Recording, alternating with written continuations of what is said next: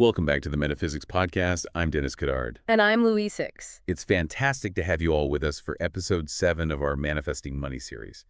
Today we're diving deep on something that's truly the heart of it all, really.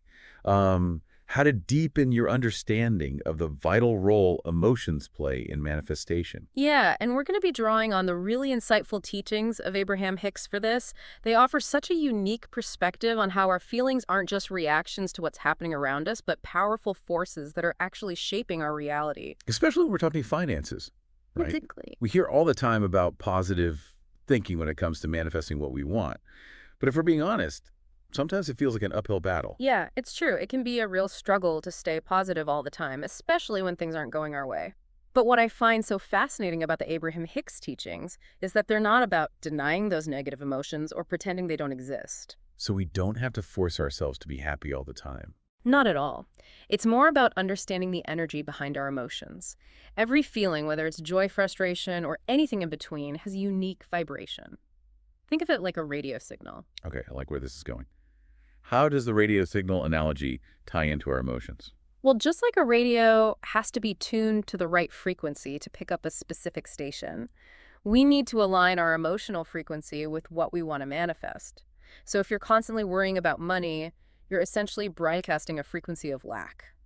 And what do you think that attracts? More experiences that just reinforce that feeling.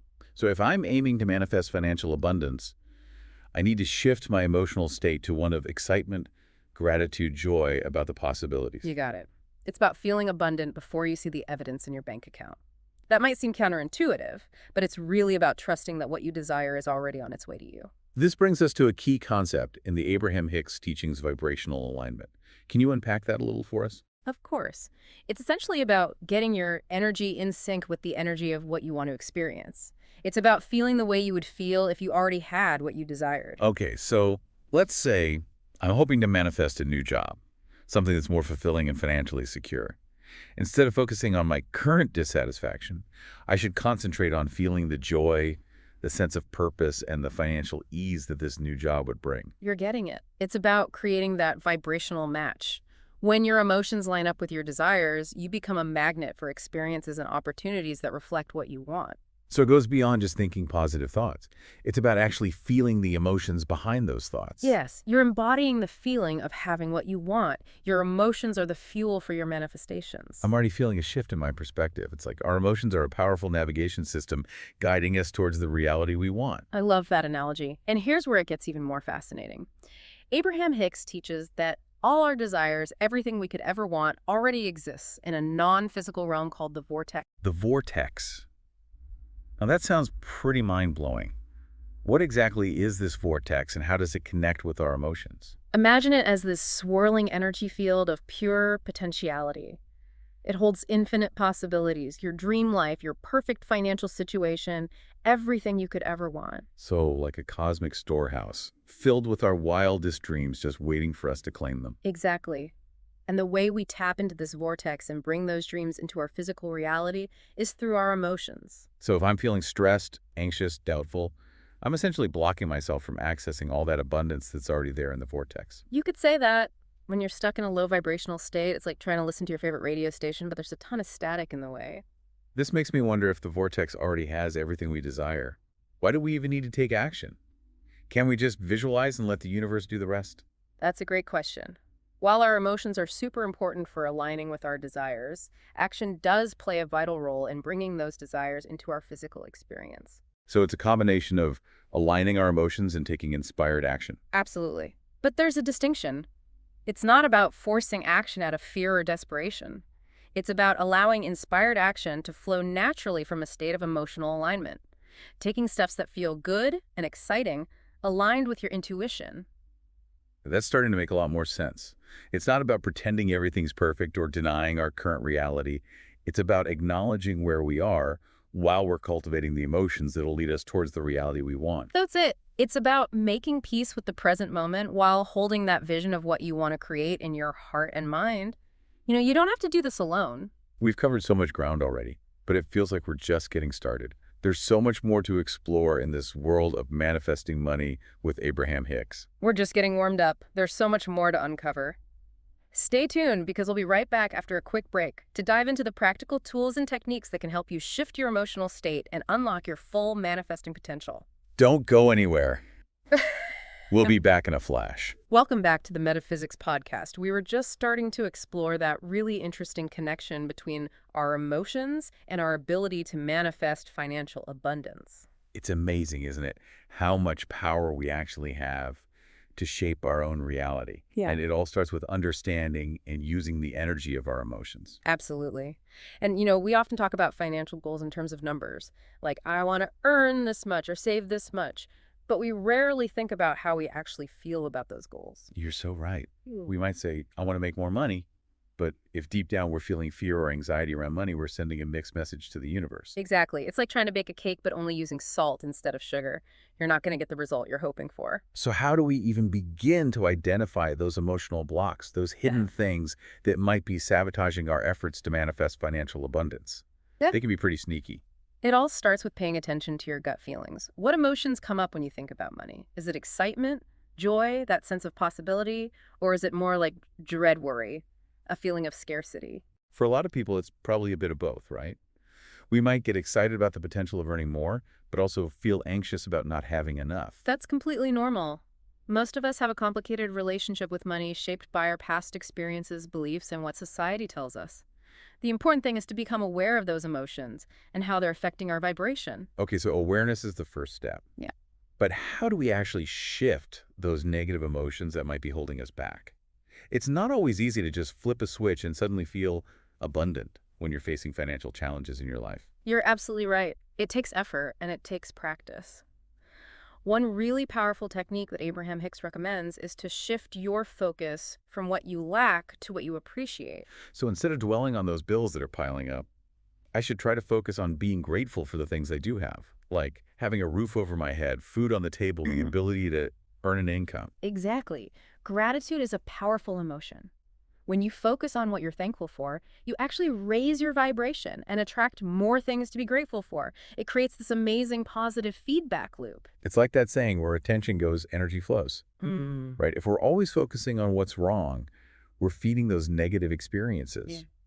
But when we shift our focus to the good stuff, we empower ourselves to create more positive experiences. I love that. That's such a beautiful way to put it. And another powerful practice for shifting your emotional state is to cultivate self-worth. Ah, self-worth. That's a big one. So many of us struggle with feeling truly worthy of receiving abundance, especially financial abundance. It's true. We often carry these subconscious beliefs that tell us we're not good enough, not smart enough, not deserving enough to have what we want. So how do we start to challenge those limiting beliefs and actually start to cultivate a stronger sense of self-worth? It all begins with recognizing that you are inherently worthy. Just by being you, you don't have to earn your worth. It's already yours. That's a powerful reminder. But sometimes those negative voices in our heads can be pretty loud and persistent. Any practical tips for quieting those voices and boosting our self-worth? Absolutely. One simple thing you can do is start acknowledging your strengths and accomplishments. Make a list of things you're proud of, no matter how big or small. Celebrate your wins. I love that. It's so easy to get caught up in focusing on our flaws and shortcomings. Yeah. Taking the time to actually acknowledge our positive qualities can make a huge difference. It really can. Another powerful way to boost your self-worth is to treat yourself with kindness and compassion. Talk to yourself the way you would talk to a dear friend. Be patient with yourself and celebrate your progress every step of the way. This is making me realize that manifesting abundance goes beyond just attracting material wealth. It's about cultivating that deep sense of inner richness and knowing that we deserve to experience joy, fulfillment, and yes, financial well-being. You're absolutely right. It's about creating a life where we feel truly aligned and abundant in every area. And that starts with taking care of our emotional well-being. You know, we've covered some really valuable ground already, but we're not done yet. There's still more to uncover in our deep dive into manifesting money with Abraham Hicks. We're just getting started. We have a whole toolbox of practical tips and techniques to help you master your emotional state and unlock your full manifesting potential. And we'll dive into that right after this. Welcome back to the Metaphysics Podcast. We're in the home stretch now of our deep dive into manifesting money with Abraham Hicks. And I'm really looking forward to hearing more about those practical tools and techniques you mentioned earlier. Absolutely. We've been talking about shifting our emotional state and really cultivating those feelings of gratitude and self-worth. So let's get into how we actually weave these principles into our everyday lives. I'm ready. When you say practical tools, what comes to mind? One of the most powerful ways to align with the vibration of abundance is to practice the art of allowing. Allowing. Hmm. What does that look like when we're talking about manifesting money? It means letting go of resistance and trusting that the universe is working in your favor. It's about surrendering to the flow of life instead of trying to control every little detail. I can see how that would be powerful. But letting go of control can be a tough one, especially when it comes to our finances. We tend to want to hold on tight to what we have and worry about what we might lose. I get that. But imagine this. When you clench your fist, you can't receive anything new. You have to open your hand to allow that abundance to flow in. That's a great way to think about it. So how do we actually practice allowing in our financial lives? It starts with noticing where you're holding on too tightly. Are you always checking your bank balance, stressing about bills, clinging to that scarcity mindset? Yeah, I think a lot of us can relate to that. The next time you catch yourself in that worry cycle, take a deep breath and remind yourself that you are supported. The universe is abundant. There's always enough. It's about moving from a mindset of lack to a mindset of trust and knowing that it's all working out. Exactly. And here's the interesting thing. When you start practicing, allowing things often unfold in a much smoother, more effortless way. Opportunities appear out of thin air. Solutions present themselves. It's like magic. It's like the universe steps in to support us when we finally let go of the need to control everything. Exactly. And another powerful tool for manifesting money is visualization. We talked about that a little bit earlier, but can you give us more specifics on how to use visualization effectively?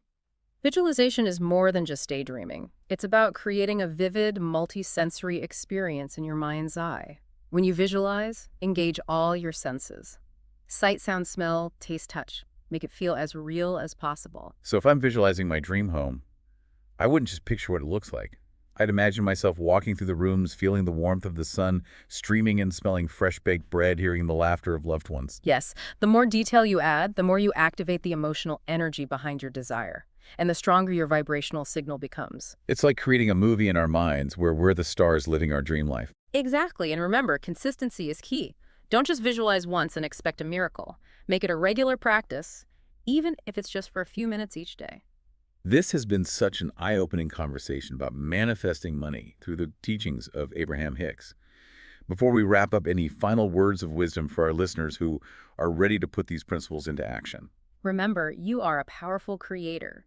Your emotions are your most valuable tool in shaping your financial reality.